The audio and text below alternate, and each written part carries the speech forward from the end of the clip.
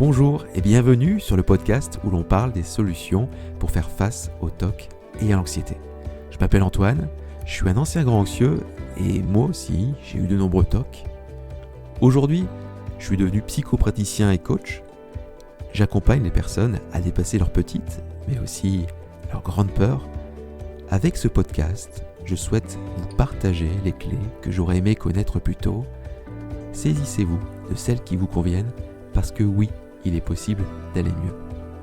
Aujourd'hui, vous allez découvrir le témoignage de Yanis. Il a souffert de phobie d'impulsion à un niveau très élevé et il dévoile ici comment il arrive aujourd'hui à gérer ses pensées intrusives.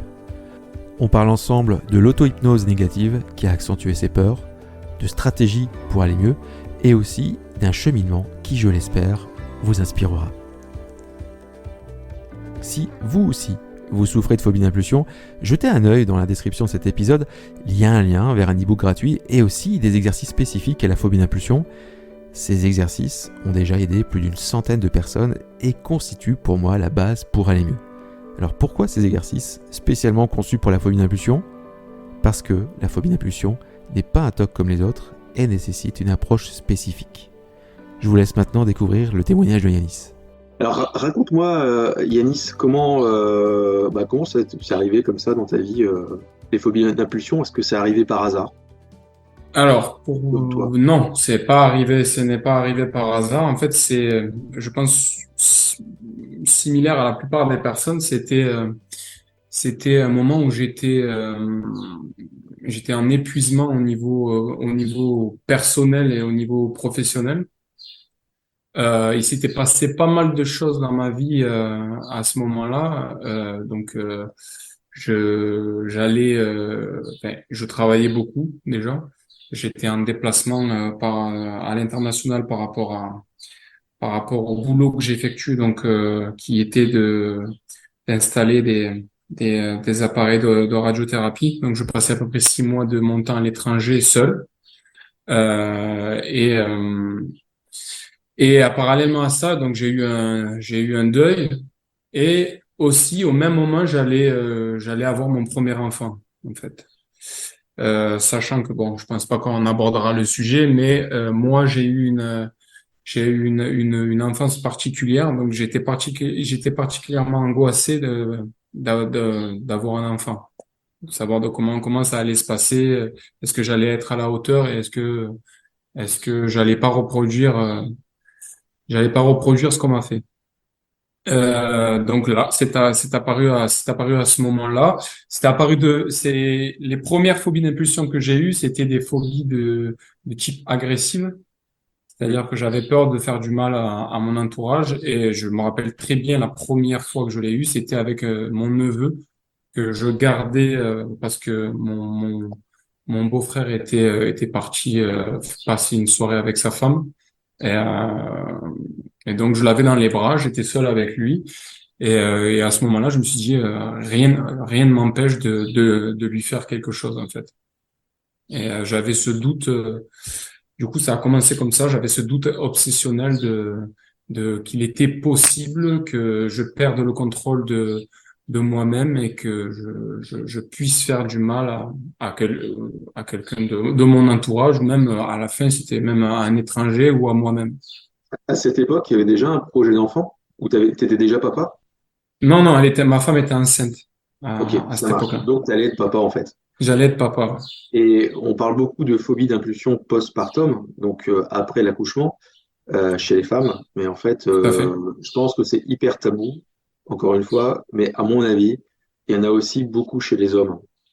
Et, Je pense, oui. et j'avais écrit un article là-dessus, et dans ce que je racontais aussi, il y a, ça fait écho. Alors, ça fait écho avec son rôle de père. Et c'est vrai que si on a eu un papa entre guillemets qui a fait des erreurs, on va le dire ça comme ça, on va pas avoir envie de reproduire les mêmes erreurs. Et il va y avoir énormément de pression qui va se mettre à ce moment-là, et limite à se sentir, est-ce que je vais être capable, voilà, de faire ce que j'ai envie de faire, quoi, correctement. Tout à fait. Moi, ça s'est passé comme ça pour moi. Dès l'annonce, bon, c'était un cumul de beaucoup de choses, mais c'est ce qui a vraiment déclenché la phobie d'impulsion, c'était le fait que j'apprenne que j'allais être papa. Étant donné la relation particulière que j'ai avec le mien, j'étais très angoissé de savoir comment ça allait se passer avec mon futur enfant. Ok. Et donc, voilà, ta femme était enceinte. Donc, tu me disais que pour l'instant, c'était des phobies d'impulsion, d'agressivité envers simplement une personne. Non, non, d'abord, la première phobie d'impulsion, était de type agressive envers mon neveu, qui était à l'époque très jeune, hein, il devait avoir, je sais pas, 2, 3 ans, c'était un Mm. bébé. Et concrètement, ça se manifestait comment? Alors, tu t'es dit par un questionnement, voilà, en fait, si je voulais, je pourrais le taper. Il y a vraiment quelque chose de cet ordre-là. Il y a quelque chose de l'ordre du mental, parce que c'est vrai que des fois, les gens parlent beaucoup d'images, etc. Mais en fait, C'était, il y a aussi un discours intérieur. C'était les deux en fait. C'était les Ok. deux. Moi j'avais les deux. J'avais un discours intérieur qui était plus des ruminations dans le sens est-ce que enfin, je pense que tu connais ça. Est-ce que je suis capable de le faire? Est-ce que j'ai envie? Surtout qu'au début quand on connaît pas du tout en fait, on se pose forcément la question est-ce que c'est une envie ou est-ce que c'est une peur? On n'arrive pas quand on est dans là-dedans, on n'arrive pas à faire le distinguo entre l'envie et la peur. Et à force d'y penser, j'ai commencé à avoir des images mentales de type agressive, c'est-à-dire que je pouvais me voir le jeter par terre ou j'en sais rien, le noyer ou voilà. Est-ce que aussi, il y a une petite précision pour aller encore beaucoup plus loin, pour devenir un petit peu, je vais dire presque chirurgical dans la phobie d'impulsion, c'est un peu bizarre de dire ça comme ça, c'est vrai. Mais est-ce que alors ces images mentales n'étaient pas là tout de suite, entre guillemets, ça a d'abord commencé par quelque chose, une forme de questionnement. Est-ce C'est que ça. tu crois euh, que c'est toi qui t'es volontairement fait des images mentales pour vérifier si ce que voilà ce qui se passait dans ton corps quand tu te C'est visualisais les choses? possible. C'était une sorte de compulsion en fait. Ouais. C'était une sorte de compulsion parce que je l'ai compris qu'après ça, parce que je les ai quasiment toutes eues en fait. Enfin, j'en ai eu d'innombrables types de phobies d'impulsion et je l'ai compris plus tard parce que j'ai eu, selon moi, la pire de toutes était la peur d'être pédophile. Euh, donc, enfin, en tout cas pour moi, c'est celle que j'ai les plus mal vécue. Du coup, en fait, c'était à ce moment-là où j'ai compris qu'en fait, de temps en temps, je me créais des images mentales pour savoir si j'étais attiré par ça ou si j'avais peur de ça. Je me testais en fait, continuellement, je me testais pour voir si j'avais une réaction à ça. Et forcément, quand on cherche une réaction, on finit par l'avoir. Donc, ça fait que entretenir le cercle vicieux. En fait, c'est de l'auto-hypnose. C'est Ouais, de non mais type c'est vrai, destructive, mais oui. comment? Destructive, mais oui, Ah, c'est l'auto-hypnose négative, effectivement, et qui fait, si je commence à me poser la question, bah tiens, à quoi ça ressemblerait si j'étais pédophile? Est-ce que je ressens quelque chose dans mon pantalon? Forcément, à un moment donné, on va ressentir quelque chose. On va ressentir une forme de chaleur, une forme de détente, une forme de quelque chose. Et mince. Et après, on va rentrer dans d'autres compulsions qui vont arriver, de vérification, etc., etc. Mais il y a vraiment une forme d'auto-hypnose négative dans l'apparition des phobies d'impulsion, et aussi dans la recherche pour aller mieux, en fait. ouais, exact. C'est vrai que, en fait, moi à cette époque-là, donc où j'avais aucun outil, puis c'était quand même. Alors je sais pas pour toi quand est-ce que ça a commencé, mais moi aujourd'hui j'ai 31 ans, ça a dû commencer aux alentours de mes 23 ans, quelque chose comme ça, 24 ans. Donc il y avait encore moins de ressources disponibles. Ouais. Et donc j'étais vraiment livré à moi-même à cette époque-là. Même au niveau des professionnels de santé, c'était quelque chose de très peu connu, dont déjà il est socialement c'est très difficile d'en parler parce que c'est pas connu déjà et c'est mal compris. Et puis, c'est particulièrement quand c'est sur des thèmes qui touchent par exemple, à l'agressivité ou à la pédophilie, on peut rester très longtemps enfermé là-dedans sans en parler, par honte ou par peur des conséquences. Toi, quelqu'un qui découvrirait là aujourd'hui, qu'il a des phobies d'impulsion, euh, ce serait quoi ton conseil ultime euh, Mon, pour, mon, voilà, tu sais, c'est cette période où on est vraiment dans une forme de tempête, où les pensées intrusées sont très très présentes, où on doute de ce qu'on pourrait faire très fort, de ce qu'on est aussi. Euh, cette crise qui dure, alors elle peut durer plusieurs semaines, mais ça peut durer aussi plusieurs mois si on n'a pas accès aux bonnes solutions. Ce serait quoi c'est, toi, pour toi? Alors moi, le premier conseil que je donnerais, ça serait d'en parler à quelqu'un de confiance, mais vraiment sur lequel on peut être, enfin quelqu'un de bienveillant et de confiance pour se sentir moins seul et surtout enfin pour moi c'est indispensable, ce serait de consulter, de se renseigner pour trouver quelqu'un qui maîtrise le sujet, parce que moi c'est le problème que j'ai eu. C'est-à-dire que je consultais des psychologues et des psychiatres au début parce que je savais pas trop. Moi, j'avais aucune idée de quoi je souffrais. Et dès qu'on a pu poser un nom en fait sur ce dont je souffrais, pardon, ça m'a de suite un peu plus soulagé parce que au début, je pensais que j'étais fou, que j'étais en train de me perdre la tête, que je devenais dangereux. Et dès on a posé un diagnostic et que j'ai commencé à me documenter, parce que ça aussi c'est important, se documenter sur la phobie d'impulsion, c'est ce qui m'a le plus aidé, je dirais. Ok. Ou se tourner, par exemple, à l'époque, moi, ça n'existait pas, mais se tourner vers, au moins déjà pour comprendre, vers un podcast comme le tien, qui donne pas mal qui donne pas mal de détails sur ce qu'est la phobie d'impulsion et comment on peut faire pour s'en sortir et pour aller mieux et surtout donner de l'espoir dans le sens, parce que quand on est vraiment dedans, on se dit qu'on n'en sortira jamais, en fait. Mm. Ouais, il y a cette idée-là. Et c'est vrai que tu l'as bien dit, ton conseil est très pertinent parce que je trouve que c'est pas la peur, en réalité, le vrai, enfin, ça reste un problème de la phobie d'impulsion, mais ce qui empêche d'aller vers des solutions et d'arranger les choses, c'est vraiment la honte. Elle bloque. Oui, Il y a des gens qui vont rester des années avec ça et par peur du jugement de l'autre. Et c'est pas évident comment dire, de trouver quelqu'un de proche comme ça et de lui expliquer ce que vous vivez. Moi, c'est vrai que ce que je conseille aux gens, c'est, bah voilà, va voir cette personne, fais-lui écouter quelques épisodes de podcast et après, aie une vraie discussion avec elle par rapport à ce que toi, tu vis à l'intérieur. Et souvent, le podcast, comme tu le disais, hein, ça permet de faire un peu le trait d'union sur, tu vois, en fait, c'est une maladie. C'est un truc qui existe vraiment et c'est pas, ça veut pas dire que je suis fou en réalité. c'est ça. Moi, ben, j'avais, bon, le truc, c'est que moi, ça a traîné un peu parce que je me suis j'habite dans une petite ville déjà, donc c'était difficile de trouver un professionnel qui connaissait, enfin, quand j'ai été consulté la première fois, on, on m'a diagnostiqué une dépression, en fait. Parce que C'est souvent associé, hein.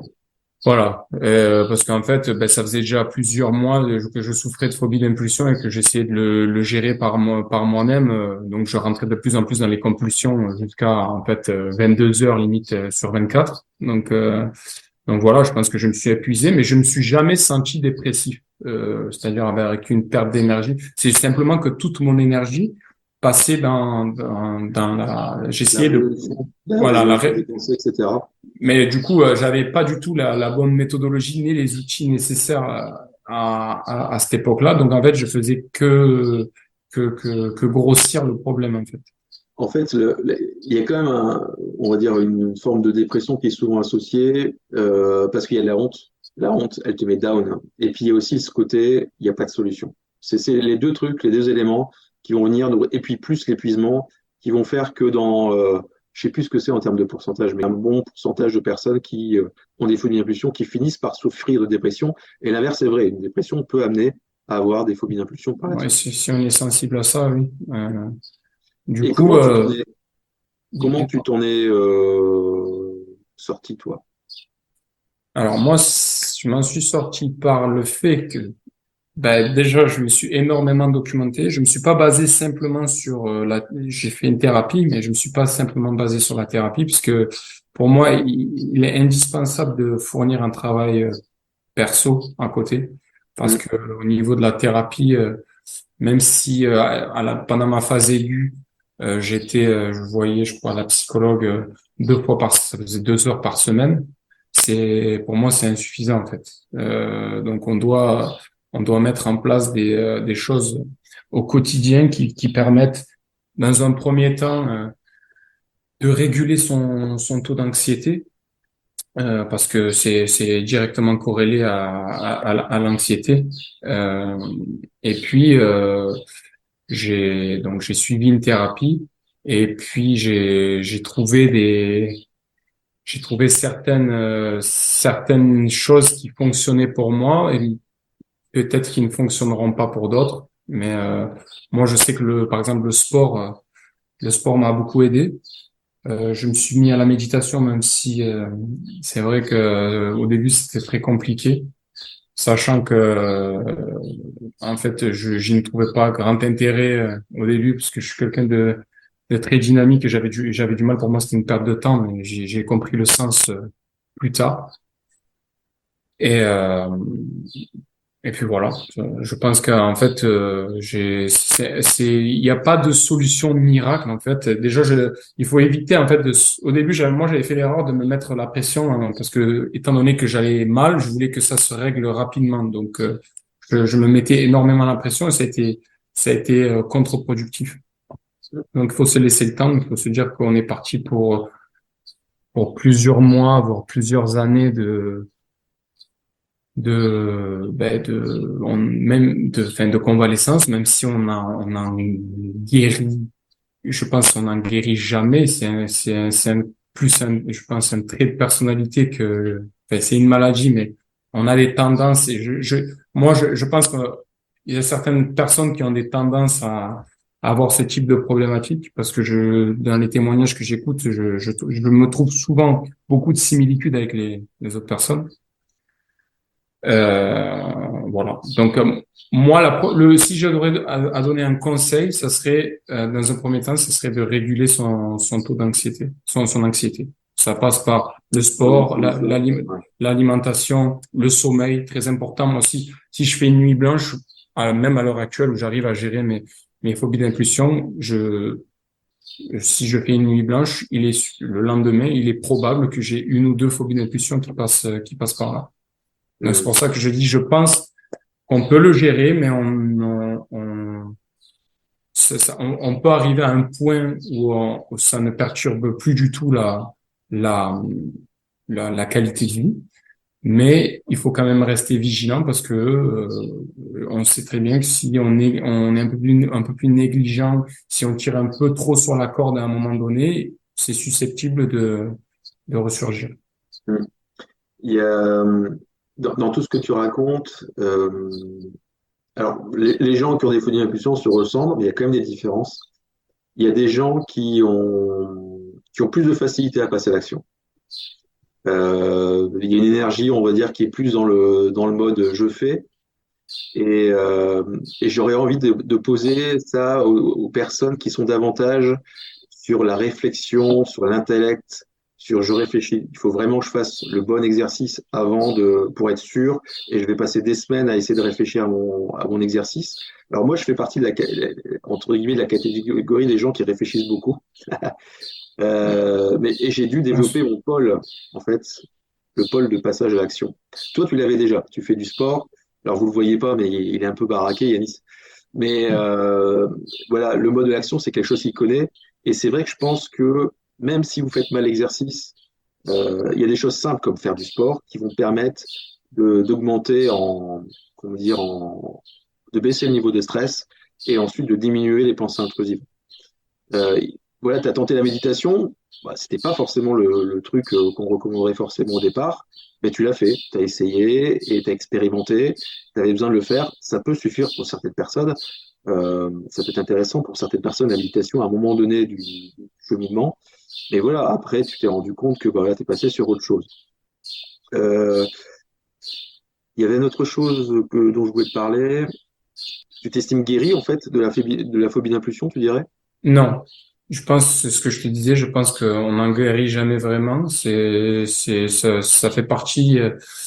Ça, en fait, je pense que ça, pendant très longtemps, j'ai essayé de. Pardon, excuse-moi.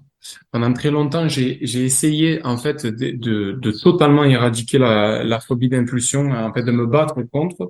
Et je pense que ça a été contre-productif parce que je me mettais énormément de pression.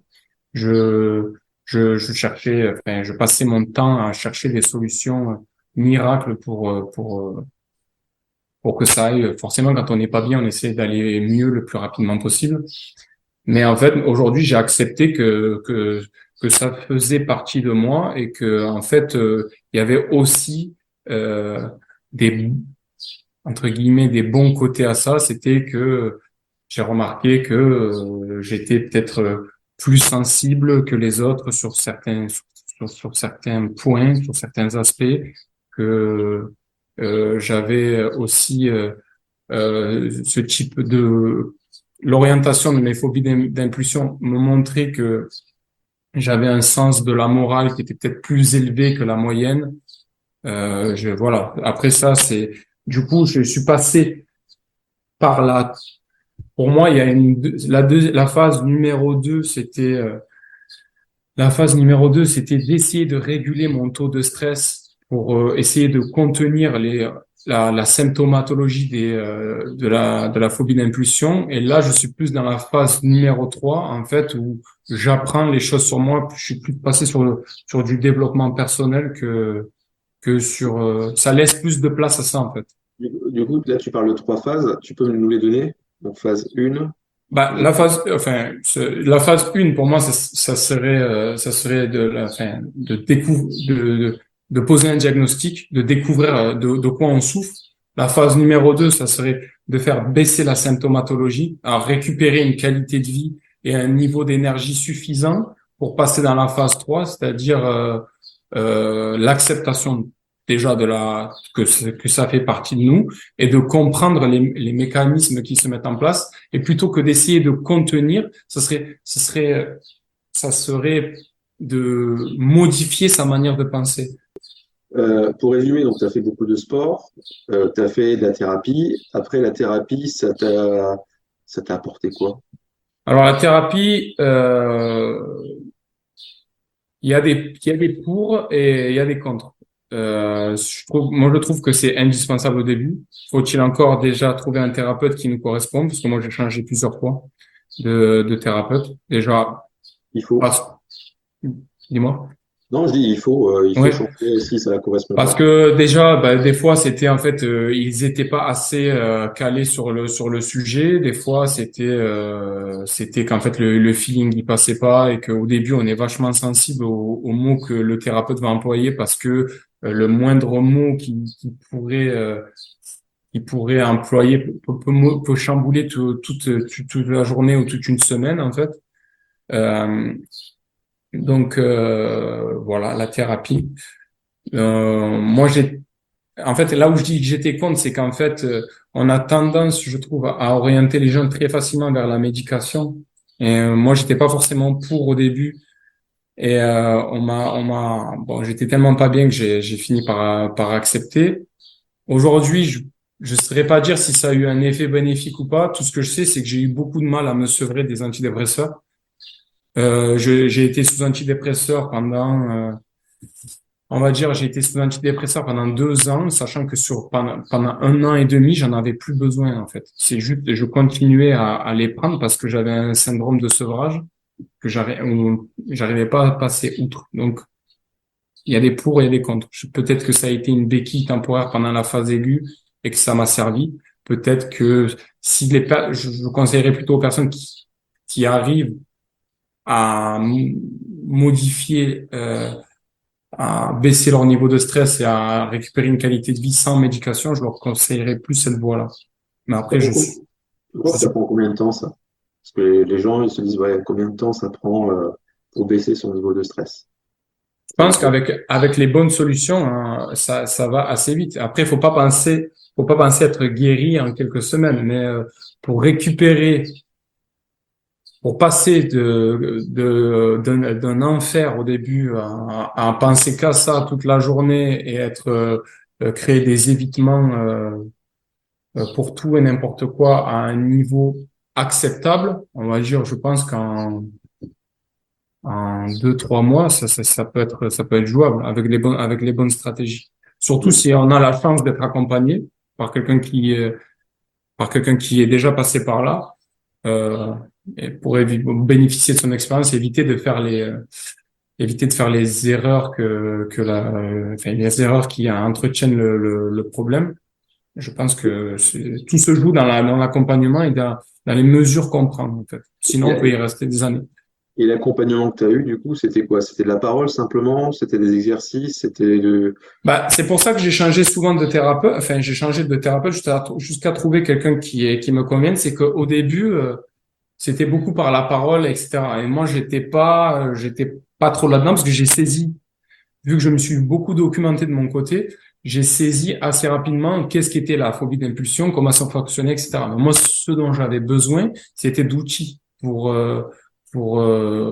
arriver à gérer la phobie d'impulsion au quotidien. Donc, c'est là où j'ai rencontré mon thérapeute actuel. Donc, on se voit maintenant une fois tous les 6 mois, juste pour faire un point, on va dire. Mais c'est lui qui m'a donné les outils, donc les outils de TCC par exemple. C'est lui qui m'a orienté vers la méditation pleine conscience. Bon, ça n'a pas été un franc succès pour moi, mais je pense que ça peut aider d'autres personnes. Et des techniques de respiration voilà. Et aussi la TCC qui apprend une autre manière d'aborder la phobie d'impulsion, une autre manière de penser, c'est-à-dire, je pense que tu connais déjà, mais ils appellent ça l'exposition avec prévision de réponse, c'est ça? Ouais. C'est ce qui m'a le plus aidé en fait, à commencer à arrêter les évitements, les compulsions, etc. Et surtout à laisser venir parce qu'à l'époque j'étais assailli d'images mentales tout le temps. Et moi, je suis plutôt de nature à lutter contre les choses. Donc, ça faisait qu'empirer le problème. Ça marche. Est-ce que tu voulais rajouter quelque chose, Yanis, par rapport à tout ce que tu as raconté, pour terminer ce podcast, cet épisode? Non, je dirais, en fait, pour les personnes qui viennent de tomber, enfin qui viennent de découvrir ou même qui en ont jamais parlé, que ça fait longtemps qu'ils en souffrent, que en fait c'est quelque chose qui est finalement plutôt commun, et donc en fait qu'il faut pas en avoir honte, même si c'est plutôt tabou, ça a tendance en fait à évoluer parce qu'il y a de plus en plus de personnes qui en parlent, et je pense que c'est dommage de rester enfermé dans cet enfer-là, alors qu'il existe plein de solutions et qu'il est totalement possible de s'en sortir. Ok, Yanis. Bon, merci en tout cas à toi pour ce témoignage. Je pense que ça permettra d'aider pas mal de personnes. Et puis aussi de savoir que on peut passer de la phase de crise à une phase beaucoup plus sereine, parce que finalement, voilà, tu travailles, et aujourd'hui, tu avances dans la vie à nouveau. J'ai une vie normale. Ouais. Ce qui était pas le cas il y a quelques années. Ok, donc ça laisse de l'espoir pour toutes ces personnes qui sont dans la tourmente. Je te remercie. Merci à toi. Merci encore à Yanis pour ce témoignage. Si vous avez aimé cet épisode, n'hésitez pas à le partager ou tout simplement le liker. Pour ne pas manquer nos prochains rendez-vous, abonnez-vous, que ce soit sur YouTube ou une autre plateforme d'écoute. Cela m'encourage à continuer. À bientôt.